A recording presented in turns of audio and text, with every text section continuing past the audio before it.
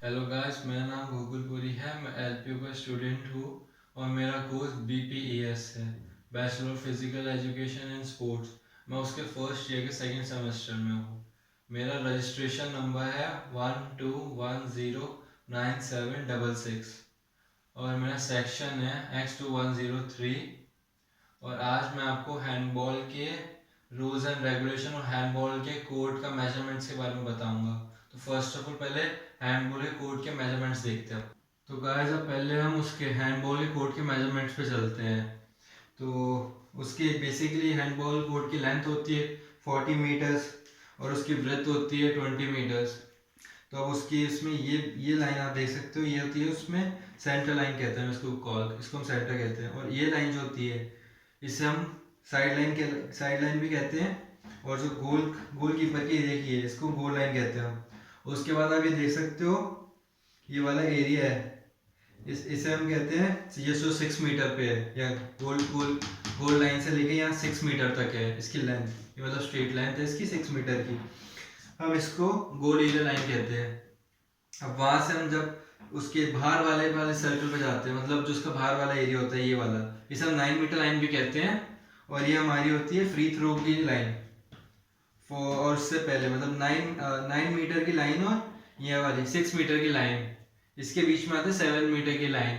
जो आप समझ लो 7 मीटर की लाइन बेसिकली हमारा पेनल्टी मार्क होता है।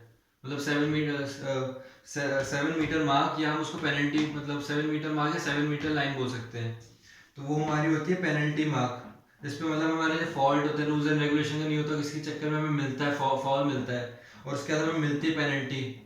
पेनल्टी मार्क्स मतलब पेनल्टी का वो मिलता है, पेनल्टी थ्रो ऐसे मतलब नॉर्मल मान लो। तो इस पेनल्टी मार्क्स से हम करते हैं गोल लाइन पे। और उसके बीच में यहाँ से गोल लाइन से लेके यहाँ पर गोल कीपर की लाइन होती है 4 मीटर तक की। तो बेसिकली ये नॉर्मल मेजरमेंट्स में इसका सिंपल है। और जो हमारी सिंपल है इसमें, यहाँ से गोल गोल गोल लाइन से लेके 4 मीटर तक उसकी गोलकीपर की लाइन होती है। फिर 4 मीटर से मतलब गोलकीपर की यहाँ से लेके यहाँ तक 6 मीटर तक लेंथ उसकी, मतलब पूरे एरिया में ये होती है उसकी गोल एरिया लाइन, है ना। और वहां से फिर हम यहाँ चलते हैं 9 मीटर तक, ये हमारा फ्री थ्रो लाइन आ गई। उसके बीच में आता है हमारा 7 मीटर का पेनल्टी मार्क और 4 मीटर का गोलकीपर का एरिया। बेसिकली इतना इतना ही। और यहाँ पे एक और चीज ध्यान रखें, सब्सटीट्यूशन का एरिया। यहाँ पे मतलब ये जो हमारी सेंटर लाइन है, थोड़ा आगे लो उसको, 7 मीटर की लाइन है, यहाँ से ये एरिया यहाँ पे मतलब 4.5 मीटर इस साइड से, और मतलब इस मतलब लेफ्ट हैंड साइड के कोर्ट से, और 4 मीटर सेकेंड मतलब राइट हैंड साइड के कोर्ट से। टोटल यहाँ से ये हमारा सब्सटीट्यूशन एरिया होता है, यहाँ से लेके यहाँ तक टोटल ये मिला के इसको 9 मीटर करते हैं, है ना। 9 मीटर की हमारी सब्सटीट्यूशन एरिया होता है। यहाँ से मतलब प्लेयर सब्सटीट्यूट करने के लिए होता है, तो ये होता है।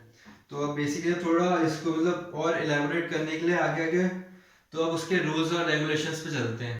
तो अब रूल्स पे चलते हैं उसके। तो रूल्स में हम जब स्टार्टिंग में मतलब बेसिकली रूल से स्टार्ट करते हैं, स्टार्ट ऑफ से मतलब स्टार्ट करते हैं उसके, मतलब स्टार्ट कैसे होता है मैच के। तो पहले तो सब बेसिकली जैसे मोस्टली गेम्स में होता है, टॉस से होता है हैंडबॉल में भी। उसमें आपके पास टू चॉइसेस होती है, या तो आप उसका टेक ऑफ चूज करते हैं या फिर आप उसके एंड चूज करते हो टॉस जीतने के बाद। अगर आप जीतने के बाद टेक ऑफ करते हैं तो आपकी अपोनेंट टीम उसके एंड चूज मतलब वो एंड लेगी। ऑल्टरनेटली अगर आप एंड चूज करोगे तो आपकी अपोनेंट टीम टेक ऑफ से स्टार्ट करेगी गेम। तो अब उस पर टेक ऑफ की बात करते हैं थोड़ी। तो पहले आप थ्रो ऑफ के एक मिनट पहले रूल्स मतलब थोड़ा सोच लेते, थ्रो ऑफ होता क्या है। थ्रो गेम के गेम का स्टार्ट भी थ्रो ऑफ से होता है। और सेकंड हाफ जो गेम का था, मतलब फर्स्ट हाफ थ्रो ऑफ से होगा स्टार्ट, उसका सेकंड हाफ भी थ्रो ऑफ से स्टार्ट होगा। और जैसे अपोनेंट टीम या हमारी टीम किसी ने भी मतलब टू टीम्स में से किसी ने भी पॉइंट लिया, उसके बाद भी गेम रिन्यू थ्रो ऑफ से होगा। और थ्रो ऑफ की एक और चीज है, मतलब थ्रो ऑफ का एक चीज ध्यान रखनी है, जैसे रेफरी ने विसल बजा दी, मतलब पहले का इतना नहीं, पर विसल बजाती 3 सेकंड में आपको स्टार्ट करना है। और थ्रो ऑफ आप सेंटर से कैसे भी 1.5 मीटर तक कैसे भी ले सकते हैं। 1.5 मीटर्स मतलब आप कोई से भी डायरेक्शंस में, पर आपकी जो टीम मतलब जो लोग टेक ऑफ थ्रो ऑफ कर रहा है, तो उसकी टीम, आपकी टीम को अलाउड नहीं, जो आपके अलग मेंबर्स होते हैं, जो टीम के दूसरे मेंबर्स होते हैं, वो उनको अलाउड नहीं होता कि लाइन क्रॉस कर सके जब तक रेफरी विसल नहीं बजाता। और जो आपकी अपोनेंट टीम के प्लेयर्स हैं, वो आपसे मिनिमम 3 मीटर की, मतलब 3 मीटर की, मतलब 3 मीटर होना ही चाहिए कि दूरी पे रहेंगे, मतलब डिस्टेंस में रहेंगे। और एक और चीज़, आप अगर आप आप डायरेक्ट गोल पे भी थ्रो कर सकते हो, मतलब गोल कर सकते हो आप। टेक ऑफ में आप बॉल बिल्कुल स्ट्रेट उस पे गोल पे मार सकते हो। तो ऐसे नॉर्मल मतलब दोनों टीम में रहता है कि थ्रो से एकदम जाए, जाके दूसरे की लाइन में जाके गोल करे। अब उसके थोड़ी नंबर्स ऑफ प्लेयर्स पे चलते हैं। नंबर ऑफ प्लेयर्स, तो नंबर ऑफ प्लेयर्स में 7 प्लेयर्स तो उसके टीम में होते हैं और 7 सब्स्टिट्यूट होते हैं, तो खेलने और 7 में। और एटलीस्ट मतलब मैच स्टार्ट करने के लिए आपका एटलीस्ट 5 मेंबर होने चाहिए कोर्ट में। नंबर ऑफ प्लेयर मतलब जो कोर्ट में खेलने 5 होते हैं। और हैंड बॉल में आपको टाइम कीपर या उसका उसको मतलब स्कोर कीपर किसी का, जैसे अपने जाके पहले वो रिपोर्ट बताना होता है गेम में नॉर्मली कि हमें सब्स्टिट्यूट करने में इसकी ज़रूरत नहीं है। जब तक प्लेयर जाके रिप्लेस हो रहे, मतलब वो जो सब्स्टिट्यूट हो रहा है पर्सन वो बाहर आ रहा है, तब तक अलाउड है। मतलब उसमें रोटेशन में सब्स्टिट्यूशन होती है, इतना ज़रूरत नहीं हो, कभी भी चेंज कर सकते हैं उसको, जो उनके 7 सब्स्टिट्यूट होते हैं उससे चेंज कर सकते हैं। नॉर्मली होता है। अब ड्यूरेशन ऑफ द मैच पे चलते हैं।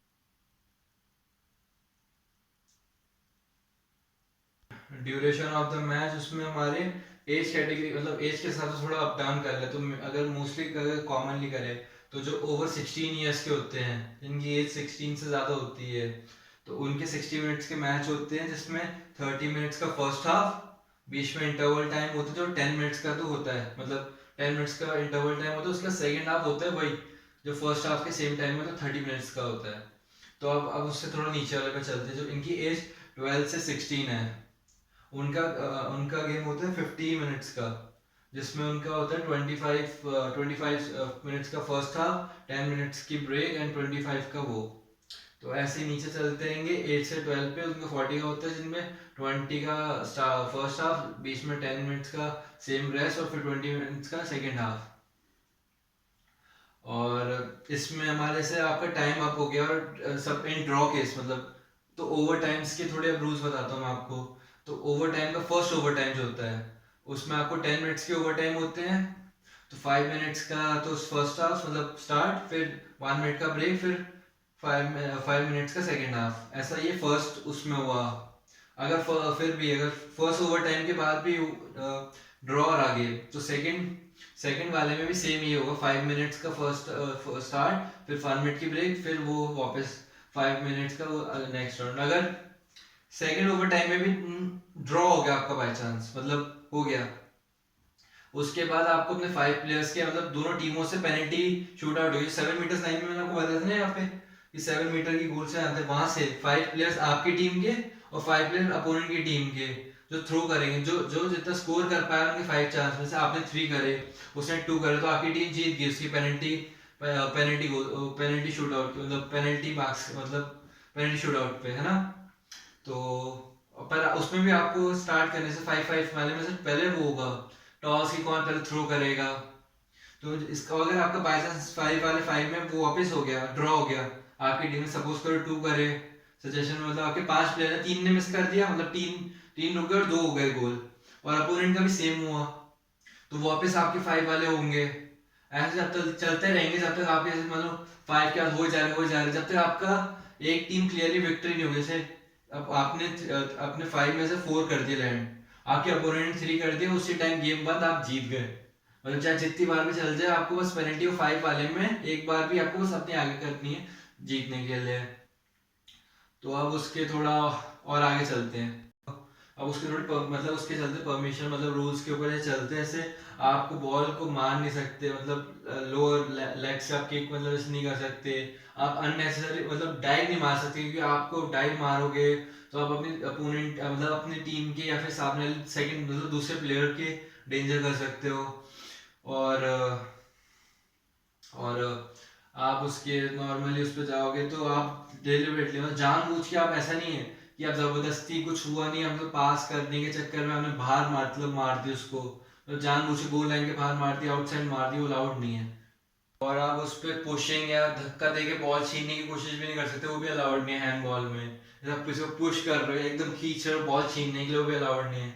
अब थोड़ा उस पर चलते हैं हम, सबकी इतनी बात करी 7 मीटर्स पे, अब चलते हैं हम उसकी 6 मीटर लाइन पे। उसने जो मैंने बताया आपको 6 मीटर की लाइन यहाँ पे दिखाया था, 7 मीटर में उसकी बात तो कर ली थी कि ये पेनल्टी लाइन होता है, अपने रूल्स में भी देख लिया कि पेनल्टी लाइन मतलब फॉल पे मिलता है, मतलब वो तो मिलता है आपको। और गेम के एंड से ओवर टाइम में चलता है तो भी आपको पता चल गया कि 7 मीटर लाइन किस लिए होती है गेम के फाइनल के लिए। अब थोड़ा उसकी 6 मीटर लाइन पे, मैंने अभी बोला आपको 6 मीटर लाइन के बारे में बताते हैं। तो 1 मिनट, 6 मीटर लाइन पे कोई प्लेयर अलाउड नहीं सिवाय गोलकीपर के। गोलकीपर का एरिया होता है, इस एरिया में नो प्लेयर अलाउड, मतलब कोई प्लेयर, खेलने वाला प्लेयर गोलकीपर के अलावा अलाउड नहीं है। वॉकिंग की, अब उस पे हम उसकी रूल्स में वॉकिंग की बात करते हैं, जो एक बहुत कॉमन सा रूल है, तो ज़्यादातर बेसिक है। आप उसमें वॉकिंग में मतलब 3 स्टेप्स आप नहीं ले सकते बिना उसके, मतलब आपके पास बॉल है, आप उसके बिना बाउंसिंग, शूटिंग या वो उसको मतलब पासिंग, मतलब उसको दे भी नहीं रहे, पास अपने पास ही रखिए, 3 सेकंड ज़्यादा उसको रख नहीं सकते हैं। नहीं तो आपके पास जो पोजीशन में है बॉल, वो आपको देनी पड़ जाएगी। 3 सेकंड का होता है। उसके बाद अब डबल ड्रिबलिंग की बात करते हैं। उसमें भी हमें अलाउड, डबल ड्रिबलिंग भी हमें इसलिए अलाउड नहीं क्योंकि ऐसा नहीं, मतलब डबल ड्रिबलिंग में अपन सपोज करो आपने बाउंस करी बॉल, फिर होल्ड करी, फिर वापस वो बाउंस करी, ये अलाउड नहीं होता हैंड बॉल में। अब थोड़ी हम गोलकीपर के ऊपर बात करते हैं, हमने सब कर लिया, सारे प्लेयर्स की नॉर्मल बात हो गई, अब गोलकीपर पे आते हैं हम थोड़ा। तो गोलकीपर अगर अपने एरिया को छोड़ के आगे जाता है, मतलब अपनी लाइन को छोड़ के जाता है, मतलब गोलकीपर का एरिया जो होता है उसके परमानेंट उसके लिए होता है ना, उसको करके जाता है, तो वो नॉर्मल प्लेयर की तरह खेल सकता है, मतलब नॉर्मल प्लेयर्स की तरह जा सकते हैं। नॉर्मल जो रूल्स अभी मैंने आपको बताया, वो सेम रूल्स गोलकीपर में भी आपको मतलब लागू मतलब लगेंगे। और कोई और गोलकीपर एक और चीज़ है, गोलकीपर हम नॉर्मल प्लेयर की तरह भी सब हो सकता है, और कोई कोर्ट प्लेयर भी है ना गोलकीपर गोलकीपर भी सब हो सकता है। पर एक रूल है, गोलकीपर एक टाइम में एक टीम खेले, एक ही रहेगा, एक ही गोलकीपर होगा, एक टीम का एक ही रहेगा।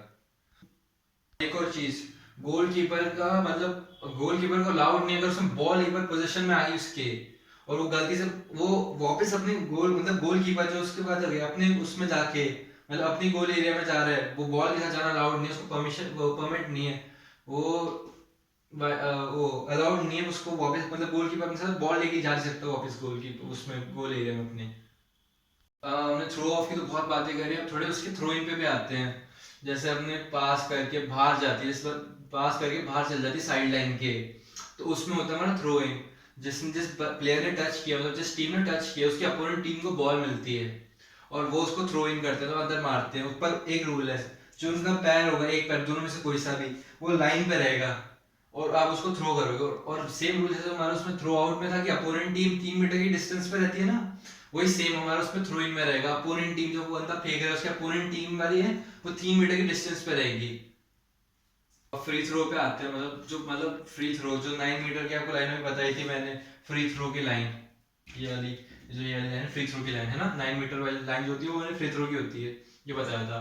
अब फ्री थ्रो में कैसे मिलता है, जैसे मैंने अभी आपको बताया, गोलकीपर है, वो बाई चांस अपने साथ बॉल लेके अपनी गोल लाइन में चला गया, तो अपनी वाली गोल लाइन में, तो अपोनेंट टीम को उसका होता है, अपोनेंट टीम को मिलता है फ्री थ्रो। या आप जानबूझ के किसी से टाइम वेस्ट कर रहे हो तो भी फ्री थ्रो मिलता है अपोनेंट टीम को। और आपने गलत अभी बताया मैंने आपको, सब्स्टिट्यूशन प्रॉपर चलता रहता है ना, तो उसमें भी अगर आपने मतलब गलत सब्स्टिट्यूशन कर दिया, तो भी आपकी सामने वाली टीम को, मतलब जो उस टीम ने करा है उसके अपोजिट टीम को फ्री थ्रो मिलेगा। ऐसे थोड़े एग्जांपल्स हैं हमारे फ्री थ्रो के। मैं आपको अभी इसलिए बता रहा हूँ क्योंकि अभी स्टार्टिंग में वाली वीडियो में जो जो बताया उसका बता रहा हूँ। सब्स्टिट्यूशन गोलकीपर का बताया मैंने आपको कि उसमें गलती करेंगे तो ऐसे अपोनेंट वाली टीम को 9 मीटर लाइन से फ्री थ्रो मिलता है। और फ्री थ्रो में एक और चीज है, अगर आप जैसे फ्री थ्रो और पेनल्टी उसमें पेनल्टी वाले में दोनों में अगर आपने इनलीगल मैनर में, मतलब गलत तरीके से, मतलब उसमें भी आपने गलत तरीके से करा, तो भी आपकी अपोनेंट वाली टीम को फिर मिल जाएगा फ्री थ्रो। फ्री थ्रो में भी मैनर्स में, मतलब उसके जो प्रॉपर होते हैं वैसे करना है। और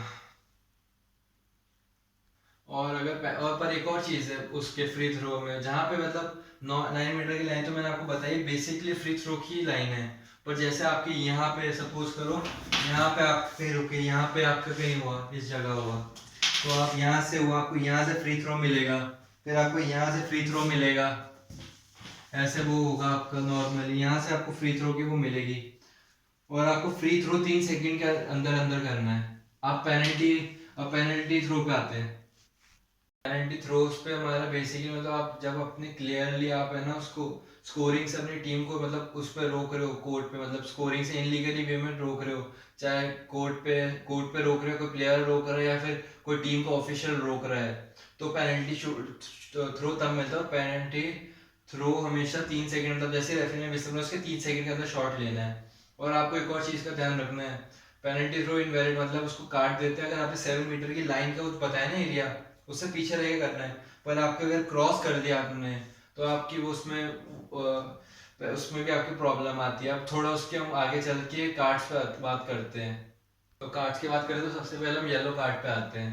तो येलो और रेड कार्ड में बेसिक डिफरेंस ये है कि येलो कार्ड वार्निंग होता है और रेड आपको डिस्क्वालीफाई करता है। पहले येलो कार्ड की बात करते हैं। जैसे आपने कुछ माइनर गलती करी, मतलब थोड़ा करा, तो आपको वार्निंग में येलो कार्ड देते हैं एक।